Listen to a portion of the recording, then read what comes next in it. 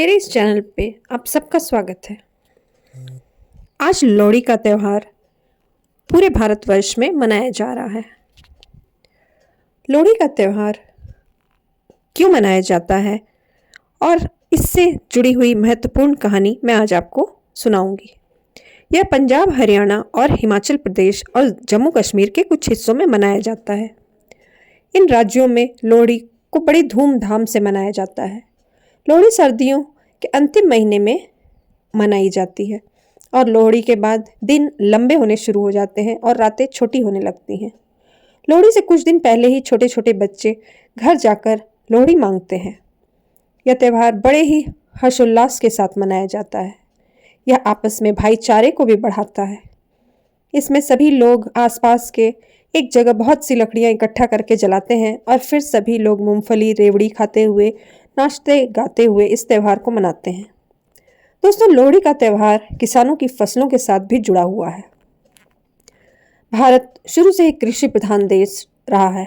यह त्यौहार मकर संक्रांति से एक दिन पहले 13 जनवरी को मनाया जाता है। यह रबी की फसलों, खास तौर पर गन्ने की कटाई का भी प्रतीक होता है, जो इस त्यौहार का अभिन्न अंग है। गन्ने की फसल से गुड़ और गज्जक भी बनाई जाती है, जो लोहड़ी के दिन बड़े चाव से खाई जाती है। यह त्यौहार सदियों से भारतवर्ष में चला आता रहा है। इस दिन लोग आग जलाकर चारों तरफ इकट्ठे हो जाते हैं और लोग गीत गाते हैं और बड़ी श्रद्धा से आज की लपटों में तिल और मूंगफली डालते हैं। लोहड़ी से जुड़ी हुई प्रसिद्ध कथा 16वीं सदी में नायक दुल्ला भट्टी की कहानी है। यह मुगल शासनकाल के समय की बात है और मुगलों के दमनकारी शासन के विद्रोह के रूप में याद किया जाता है। मुगल शासक युवा लड़कियों को गुलाम बनाकर उसे उठाकर ले जाते थे। दुल्ला भट्टी को उनको दरबार में जाने से रोकने के लिए याद किया जाता है। दुल्ला भट्टी ने न केवल लड़कियों को बचाया, बल्कि उनकी शादी का भी इंतजाम कराया और अपनी जेब से उनके लिए दहेज दिया। लोहड़ी के त्यौहार में अक्सर दुल्ला भट्टी का नाम आता है और उनका नाम बड़ी ही इज्जत से लिया जाता है और याद किया जाता है। दुल्ला भट्टी का एक लोकगीत बड़ा प्रसिद्ध है। सुंदर मुंदर ये तेरा कौन बेचारा, दुल्ला भट्टी वाला। यह लोकगीत गाकर उनके कार्यों को बताया जाता है। लोग उनके साहस और दयालुता को याद कर उनका सम्मान करते हुए ये गीत गाते हैं। लोहड़ी का उत्सव पौराणिक संबंध से भी है। इसे लोग पत्नी सती के अपने पिता राजा दक्ष के द्वारा अपने पति का अपमान करने के बाद अपने आप को आग में जला दिया था। लोहड़ी को कभी कभी एक उत्सव के रूप में भी देखा जाता है, जो अंधकार और नकारात्मकता पर अग्नि की जीत का प्रतीक है और इसके वातावरण को शुद्ध करने के रूप में भी माना जाता है। कुछ लोग लोहड़ी को कई क्षेत्रों में होलिका और प्रहलाद की कहानी से भी जोड़ते हुए माने गए हैं। यहाँ पर प्रहलाद की अपनी चाची होलिका के बुरे इरादों पर ईश्वर की भक्ति की जीत का जश्न मनाया जाता है। हालांकि यह कहानी सीधे होली से जुड़ी हुई है, लेकिन पवित्रता और सुरक्षा के प्रतीक के रूप में, अग्नि के प्रति श्रद्धा के रूप में सम्मान आदर पाती है। लोहड़ी केवल फसलों के काटने का त्यौहार नहीं है, इसका गहरा संस्कृत महत्व भी है। लोहड़ी एक ऐसा त्यौहार है जो सभी समुदायों को एक साथ लाता है। सभी पड़ोसी सामूहिक रूप से एक बड़े अलाव के चारों तरफ इकट्ठा हो जाते हैं और दोस्ती और एकता को मजबूत करते हैं। दुल्हा भट्टी की प्रशंसा करते हुए लोहड़ी पर गीत गाए जाते हैं, जिससे सभी में भाईचारा बढ़ता है। लोहड़ी को उन परिवारों के लिए शुभ माना जाता है जिनकी हाल में ही शादी हुई हो या फिर जिनके घर में किसी बच्चे का जन्म हुआ हो। नवविवाहित जोड़ों और नवजात शिशुओं के लिए लोहड़ी विशेष रूप से दावतों और आशीर्वाद के लिए मानी जाती है, जिसमें माता पिता आग के चारों तरफ बैठते हैं और दोस्तों और रिश्तेदारों को मिठाई बांटते हैं। यह त्यौहार समृद्धि और खुशियों का प्रतीक है। सभी लोग मिलकर शाम में चारों तरफ इकट्ठा होते हैं और पारंपरिक गीत गाते हुए मूंगफली आदि चीज़ों को आग में डालते हैं। यह उत्सव पिछली फसल के लिए आभार और आने वाली के लिए फलदायी मौसम के प्रार्थना का भी प्रतीक है। लोहड़ी के दौरान पारंपरिक पंजाबी नृत्य भांगड़ा और गिद्धा बड़े उत्साह से किया जाता है। इस दौरान पुरुष एवं महिलाएं चमकीले वस्त्रों से सजे हुए ढोल की आवाज़ पर नाचते हैं और अपनी आने वाली जीवन और समृद्धि का जश्न मनाते हैं। लोहड़ी के दौरान ज़्यादा गाए जाने वाले गीत ज़्यादातर प्राकृतिक फसल और दूल्हा भट्टी जैसे नायकों की प्रशंसा के लिए होते हैं। अभी तक लोहड़ी की मूल परंपराएं बरकरार हैं, लेकिन इस नए युग में इसमें भी कुछ कुछ नई चीज़ें शामिल हो गई हैं। इस दौरान परिवार बड़ी सभाएं आयोजित करते हैं। कभी कभी तड़क भड़क वाले संगीत और इसके साथ लोकगीतों का भी आयोजन किया जाता है। शहरी क्षेत्रों में लोहड़ी को भव्य जश्न के रूप में मनाया जाता है, जहाँ पर मक्की की रोटी और सरसों का साग जैसे पारंपरिक व्यंजनों को परोसा जाता है। दोस्तों, और यह त्यौहार पंजाब की संस्कृति और कृषि विरासत में याद दिलाती है।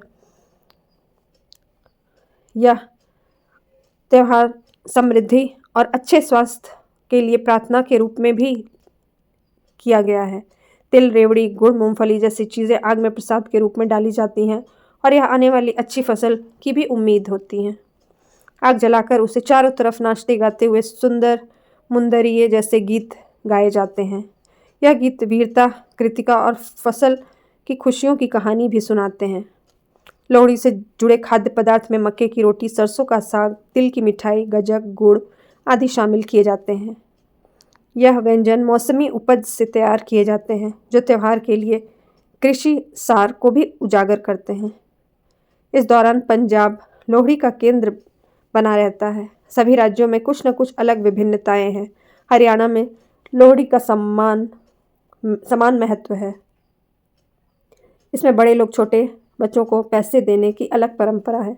हिमाचल प्रदेश में लोग स्थानीय परंपराओं और नृत्य को शामिल करते हुए यह त्यौहार मनाते हैं। जम्मू में यह त्यौहार कड़ी सर्दियों के अंत और गर्म दिनों के प्रतीक है। इसके बाद सूर्य उत्तर की तरफ बढ़ना शुरू होता है, जो शीतकालीन संस्कृति के अंत और लंबे दिनों की शुरुआत को दर्शाता है। इस घटना को भारतीय खगोल विज्ञान के उत्तरायण के रूप में भी जाना जाता है। इसलिए लोहड़ी एक नए मौसम की तरफ संकरण का प्रतीक है। आइए अब दूल्हा भट्टी के बारे में जानते हैं और यह भी जानते हैं कि दूल्हा भट्टी कौन था।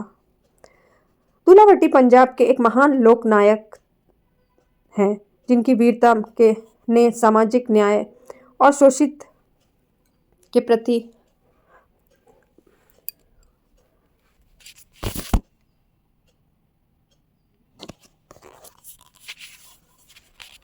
आइए जानते हैं कि दूल्हा भट्टी कौन है और यह भी जानते हैं कि दूल्हा भट्टी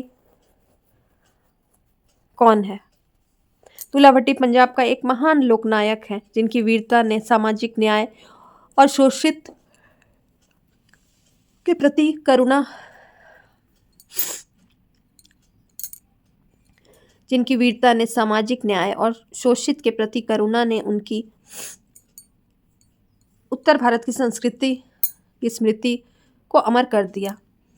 दोस्तों, उनकी कहानी लोहड़ी के त्यौहार से जुड़ी हुई है, जहाँ लोहड़ी जलाकर चारों तरफ लोग उनके गीत गाते हैं। सुंदर मुंदर ये जैसे गीत दूल्हा भट्टी को ही समर्पित हैं, जो आज बच्चे समर्पित हैं और बच्चे आज भी अपने पड़ोसियों से मिठाइयाँ उपहार इकट्ठा करते समय उन्हें यह गीत सुनाते हैं। दूल्हा भट्टी कौन थे और लोहड़ी के समय उनका इतना सम्मान क्यों किया जाता है? दूल्हा भट्टी का असली नाम राय अब्दुल्ला भट्टी था। उनका जन्म 16वीं शताब्दी में पंजाब के संदल के बारा क्षेत्र में, जो अब पाकिस्तान में पड़ता है, वहाँ हुआ था। वो मुगल सम्राट अकबर के शासनकाल के समय रहते थे। उनके पिता फरीद खान और दादा जमींदार और भट्टी राजपूत वंश के नेता थे। दूल्हा भट्टी अपने साहस और विदेशी शासन की अवज्ञा के लिए जाने जाते थे। हालांकि फरीद खान ने मुगल साम्राज्य का विरोध किया था, जिसके कारण मुगल सेना ने उन्हें तब मौत के घाट उतार दिया, जब दूल्हा भट्टी बहुत छोटे थे। अपने पिता की कहानियों के साथ बड़ा हुआ दूल्हा भट्टी अपने परिवार के सम्मान का बदला लेने और मजलूमों की रक्षा करने की तीव्र इच्छा के साथ बड़ा हुआ। जैसे जैसे दूल्हा भट्टी बड़ा होता गया, उसे अपने गांव के लोगों के साथ हो रहे अन्याय का एहसास हुआ। भारी लगान और ज़बरदस्ती मजदूरी और स्थानीय लोग, विशेष रूप से हिंदू किसानों के ऊपर जुल्म ने उनके गुस्से को और बढ़ा दिया। दूल्हा भट्टी खास तौर पर हिंदू लड़कियों के अपहरण की घटनाओं से बहुत क्रोधित था, जिन्हें मुगल अधिकारी जबरन बाजार में बेचने के लिए ले जाते और फिर मुगल हरम में भेज देते, जहां उन पर बहुत जुल्म किए जाते। दूल्हा भट्टी ने उन लड़कियों की रक्षा करने के लिए और उनकी गरिमा को वापस लेने का बीड़ा उठाया। उसने अपहरण की गई लड़कियों को छुड़ाना शुरू किया और फिर उनकी शादी का व्यवस्था भी किया और उन्हें दहेज भी दिया। वह अक्सर मुगल शासकों का साथ देने वालों का खजाना लूटकर यह कार्य करते थे। मुगल साम्राज्य की अवज्ञा के कारण लोगों ने उन्हें रॉबिन हुड कहा। दूल्हा भट्टी का लोहड़ी से कैसे संबंध जुड़ा? युवा लड़कियों को शोषण से बचाने के लिए उनके द्वारा किए गए साहसपूर्ण कार्य से भी है। दोस्तों, एक लोकप्रिय किंवदंती के अनुसार दूल्हा भट्टी ने सुंदरी और मुंदरी नाम की 2 लड़कियों को बेचे जाने से बचाया था। दूल्हा ने उन दोनों को अपनी बेटियों के रूप में अपनाया और फिर उन दोनों के लिए अच्छे लड़के देखकर उनकी शादी कराई और फिर उन्हें चीनी और गुड़ दहेज में दिया।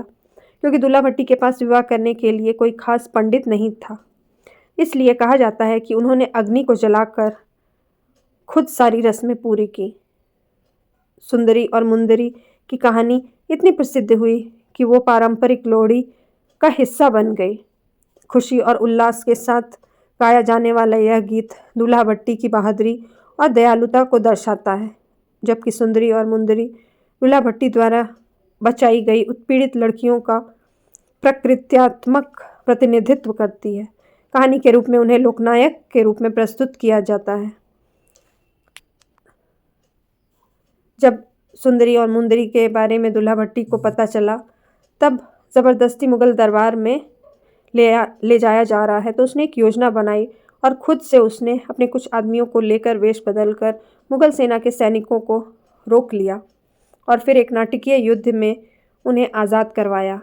फिर उन्हें बचाकर सुरक्षित स्थान पर ले गए।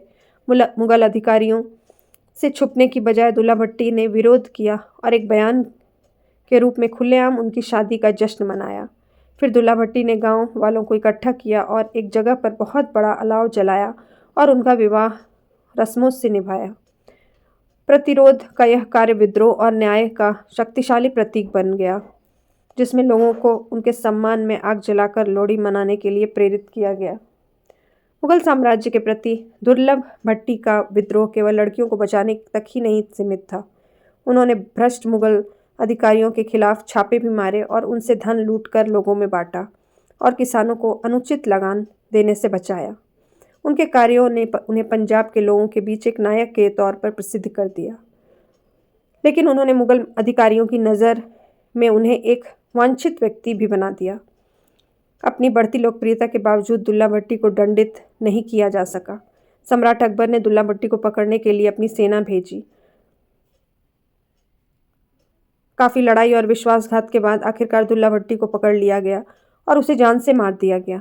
हालांकि उनकी मृत्यु ने उनकी विरासत तो कम नहीं की, वह प्रतिरोध, न्याय और अत्याचार के खिलाफ लड़ाई का प्रतीक बन गए। लोहड़ी का उत्सव का मुख्य आकर्षण सुंदरी और मुंदरी के विवाह के दौरान दूल्हा भट्टी द्वारा जलाई गई आग का प्रतीक है। यह शोषितों को दी गई उनकी गर्मजोशी और सुरक्षा के साथ उनके दिल में जलती हुई आग का भी प्रतीक है। लोहड़ी फसलों के लिए